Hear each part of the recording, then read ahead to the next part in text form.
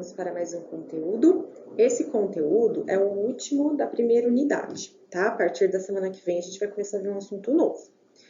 O modelo cinético molecular, ele vai servir para explicar para a gente os diferentes estados físicos, né, que nós temos na natureza. Então, quando eu falo em estado físico, né, deixa eu só colocar a caneta aqui, gente. Pronto.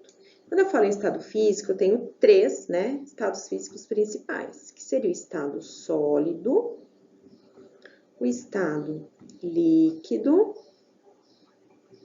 e o estado gasoso. Então, qual que é a diferença de um e de outro?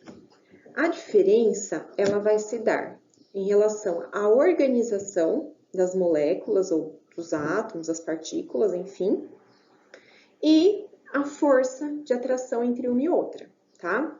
Então, no estado sólido, nós temos partículas bem organizadas e próximas umas das outras.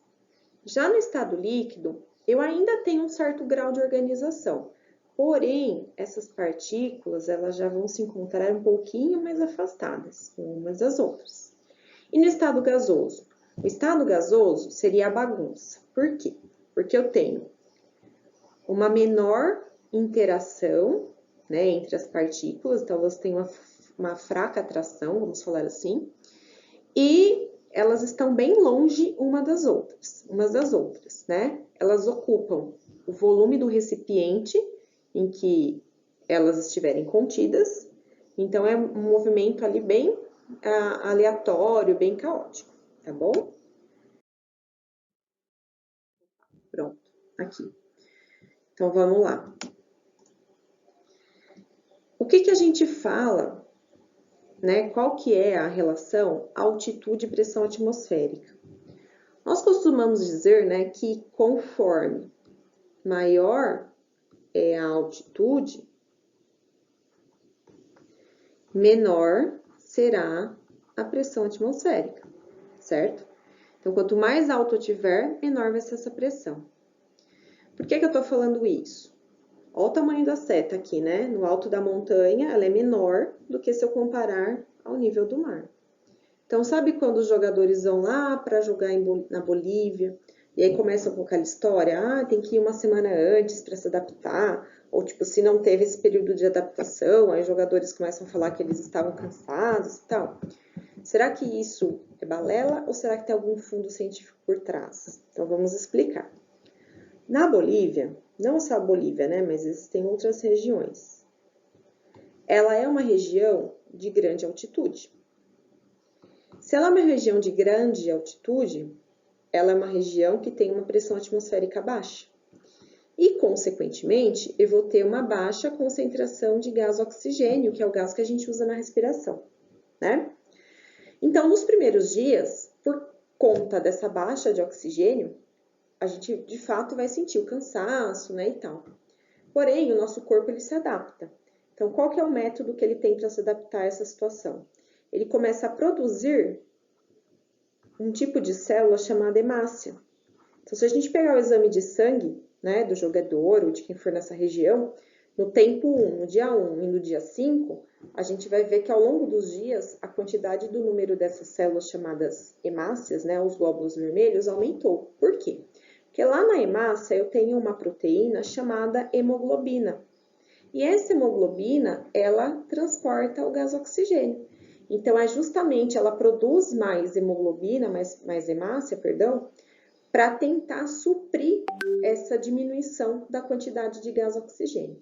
Então, o nosso corpo, né, sabidamente, ele acaba ali dando um jeitinho para melhorar a situação, tá? Aqui nós temos, né, o enunciado do modelo cinético molecular. Então, como eu comentei com vocês, ele vai priorizar o estado gasoso, né? Então, ele fala, né, que um gás é formado por um conjunto de moléculas em constante movimento, não há forças de interação entre as moléculas formadoras dos gases, o movimento das moléculas é aleatório e desordenado, né? Então, tudo isso está relacionado àquela bagunça lá que eu comentei no primeiro slide com vocês, né? O espaço entre as moléculas é muito maior do que o tamanho de cada uma, portanto, o volume de um gás depende do número de moléculas, não do seu tamanho. As moléculas se chocam entre si e também com as paredes do recipiente que contém o gás. Esses choques são completamente elásticos, isto é, não há perda de energia. A velocidade média das moléculas aumenta com o aumento da temperatura. Então, a gente costuma falar que velocidade e temperatura são diretamente proporcionais. Se eu aumento um, eu aumento o outro. E a energia cinética nada mais é do que uma energia derivada dessa velocidade, portanto, ela também vai aumentar com o aumento da temperatura, tá bom? O que é importante da aula de hoje?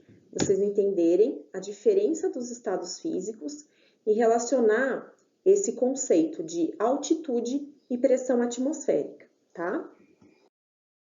Daí, lá no formulário que está no site da escola, tem essa atividade para vocês, é só essa questão. Vocês vão explicar para mim por que quando se desce a serra para ir de São Paulo a Santos ou qualquer outra cidade litorânea, é comum a gente sentir a orelha tapada, então a gente tem a sensação de estar surdo, né? Por que isso acontece? Então, façam uma breve pesquisa, pode ser bem objetiva, né? Não precisa ser nada muito de encher linguiça, pode ser bem básica, tá? Mas, de acordo com a aula de hoje, como que a gente consegue explicar isso, tá bom? Então, a nossa aula é isso. Espero que vocês tenham entendido. Bom estudo para vocês e até a semana que vem.